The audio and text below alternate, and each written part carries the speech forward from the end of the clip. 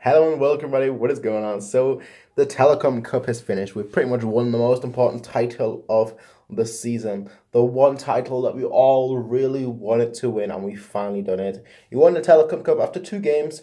The first one being against Tottenham, and the second one being against Werder Bremen. I'm going to talk about both games. Let's start with the first game.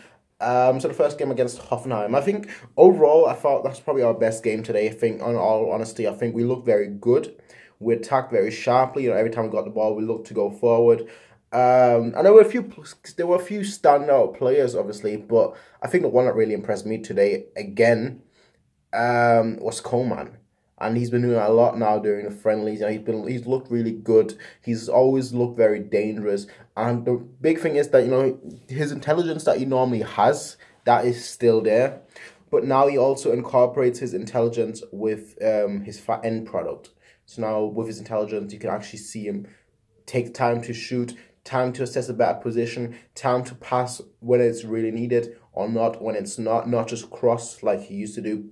But he's just getting better. He's just getting better and better. And honestly, he's one of those players that give him a few years, and I can certainly see him become one of the most productive players. Maybe not perhaps the best player, one of the most productive players, and one of the highest players. One of the players that gets a lot of assists and goals just because of how smart they are. And I think that is honestly a big compliment to Coleman. Ribery as well, who I think the French trio looked very good. But Ribery as well, looked very, very good. You could tell straight away that he looks like someone that likes to play, that enjoys playing, and when he enjoys playing, that's only when he plays at his best. There were a lot of little moments between him and Lewandowski where you just thought, how old is Ribery? Can we just turn the clock down a little, 10 years, and just because he just looks so good, and it's just a shame that. He is just so old, but it also shows, he's had such a great career, and even at his current age, he's still able to pull those kind of tricks. He's still able to do these kind of passes, and he just looked very, very good. And obviously, the third player that I already mentioned was Tolisso. I thought Tolisso had an excellent game. What impressed me the most is obviously he's an unknown quantity. I don't know if he's good or bad. I've not seen him play that much, really. So for me, seeing him actually play, seeing how quickly he transitions from winning the ball to actually going forward, that's the thing that really impressed me, because he would win the ball from a tackle or something, and then within 5 seconds or so, we would be attacking, and that's quite a lot of time. Not in that time, other teams, they usually can't adjust and they can't defend properly. So him being there and him having one mindset, which is essentially go forward, is, in my opinion, very good. Now, obviously, the criticism could be that he was too aggressive, but I normally say it's better to be too aggressive than not aggressive at all, because if you're not aggressive, then that's just abysmal.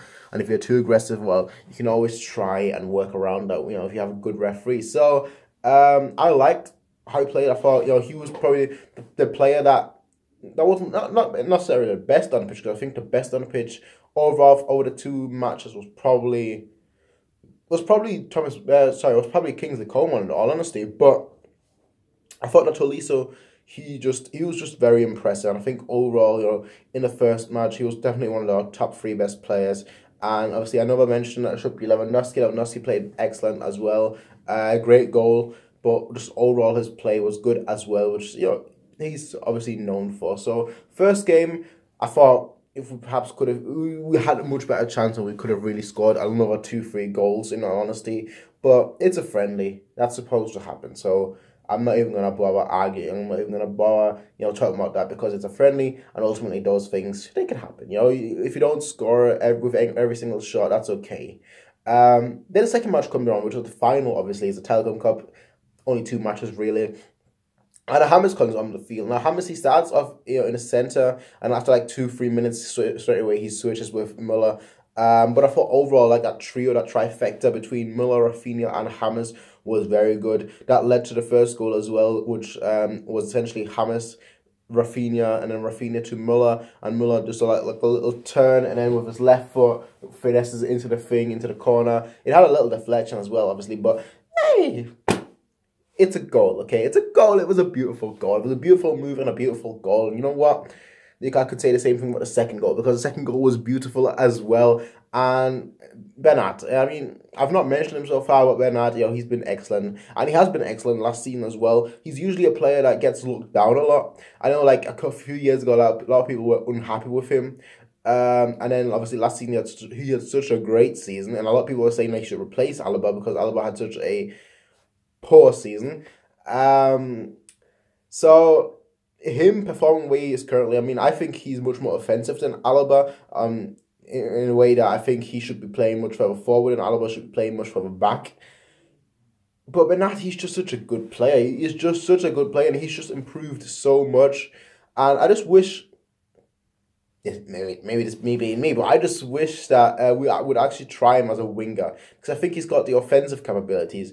Defensive wise, yeah, there's a few problems here and there, but I think just offensively, he's just so good. He combines so well that I think if we tried him as like a left winger or a left midfielder, he would really excel. He would really look good. Now, Ebino was also playing. I've not actually, obviously, I didn't make videos on the previous two friendlies, but Ebino has been one of the players that I've really, really liked seeing. I've seen a lot of him throughout the season.